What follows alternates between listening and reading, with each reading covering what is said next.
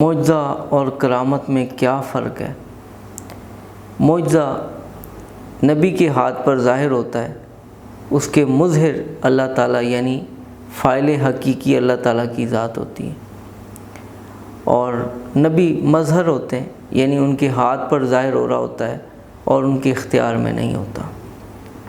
اللہ تعالیٰ نے قرآن کریم میں اس کا جا بجا ذکر فرمایا کہ یہ آیات، یہ نشانیاں آپ کے اختیار میں نہیں۔ نبیوں کے اختیار میں جس طرح سے معجزات نہیں ہوتے، اسی طرح سے کرامات اولیاء کے اختیار میں نہیں ہوتی، لیکن کرامات الاولیاء حق، یہ ہمارا عقیدہ ہے کہ کرامات ہوتی ہیں لیکن اولیاء اللہ کے اختیار میں نہیں ہوتی۔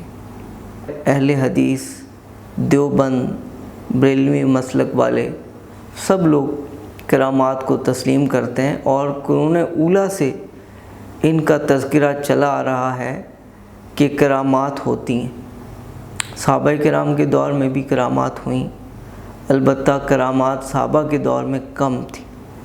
تابعین کے دور میں کرامات زیادہ ظاہر ہوئیں، یہ بات ابن تیمیہ رحمۃ اللہ علیہ نے لکھی، اور بعد کے دور میں اور بھی زیادہ کرامات ظاہر ہوئیں، لیکن کرامات کسی کی فضیلت کی دلیل نہیں ہو سکتی۔ فضیلت اسی کے لیے ہے جو متبع سنت زیادہ ہے، جو اللہ تعالیٰ کی بندگی زیادہ بجا لانے والا ہے، اسی کے لیے زیادہ فضیلت ہے۔ اور باقی کرامات صحابہ کے دور میں بھی ہوئی ہیں، ان کا انکار نہیں کیا جا سکتا۔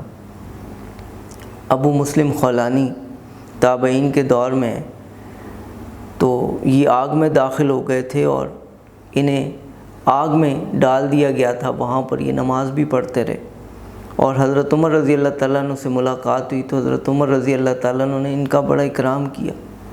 خود حضرت عمر رضی اللہ تعالیٰ عنہ کی کرامت ہے کہ ایک لشکر کو بھیجا، ساریہ نامی شخص کو اس کا امیر بنایا، اور پھر خطبے کے دوران ہی کہہ رہے ہیں یا ساریہ الجبل، اے ساریہ پہاڑ کی اوٹ میں آ جاؤ۔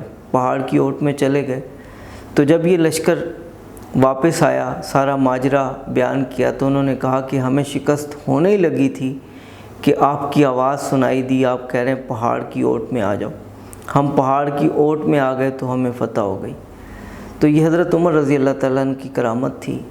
کرامات ہوئی ہیں، ان کا بالکل انکار کرنا یہ بھی غلط ہے، اور ان کو اتنا زیادہ بڑھا چڑھا دینا کہ یوں لگے کہ جیسے اختیارات تو اولیاء اللہ کے پاس ہیں، یہ بھی غلط ہے۔ اور اس معاملے کو ایک نارمل انداز میں لے کے چلنا چاہیے۔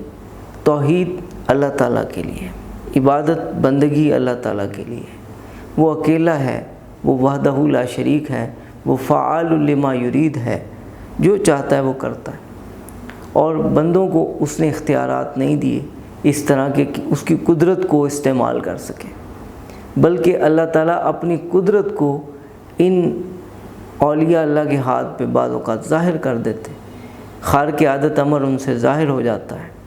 یہی اللہ تعالیٰ کی ان کے ساتھ مدد ہوتی ہے۔ من کان للہ کان اللہ لہ، جو اللہ کا ہو جاتا ہے اللہ اس کا ہو جاتا ہے۔ تو یہ کرامات کی حقیقت ہے، ان کا بالکل انکار کرنا، ان کا مضحکہ بنانا، اس پہ ہنسنا، سائنس کے ساتھ اس کو میچ کرنا بالکل ٹھیک نہیں ہے، کیونکہ سائنس جو ہے وہ خارق عادت امور سے ڈیل نہیں کرتی، ان کے بارے میں ڈسکشن نہیں کرتی، وہ کہتی ہے مشاہدہ، تجربہ۔ اور جو معجزات اور کرامات ہوتی ہیں یہ اسباب سے ہٹ کر ہوتے ہیں، اسباب کا اس میں دخل نہیں ہوتا۔ جہاں اسباب کا دخل آئے گا تو وہ تو پھر ہاتھ کی صفائی ہو جائے گی نا، وہ تو پھر کوئی شعبدہ بازی ہو جائے گی۔ تو معجزات اور کرامات کے اندر اسباب نہیں ہوتے، اسباب سے ماورا یہ کام ہوتا ہے، اور اللہ تعالیٰ کی قدرت سے ہوتا ہے، بندے کا اس میں اختیار نہیں ہوتا۔ اسی لیے اولیاء اللہ پر کرامات ظاہر بھی ہوتے ہیں تو ان میں عاجزی ہوتی ہے، ان میں تواضع ہوتی ہے، ان میں وہ کو اکھڑ پن نہیں ہوتا کہ میں تو بڑی کوئی چیز ہوں، میں تو ہلا کے رکھ دوں گا۔ اس طرح کے جتنے بھی جملے آپ سنیں کہ جو یہ جملے بول رہے ہیں تو سمجھ لیں کہ ان کی ولایت ہی ناقص ہے، یا وہ اللہ تعالیٰ کے ولی ہیں ہی نہیں جو اس طرح کی باتیں کر رہے ہیں۔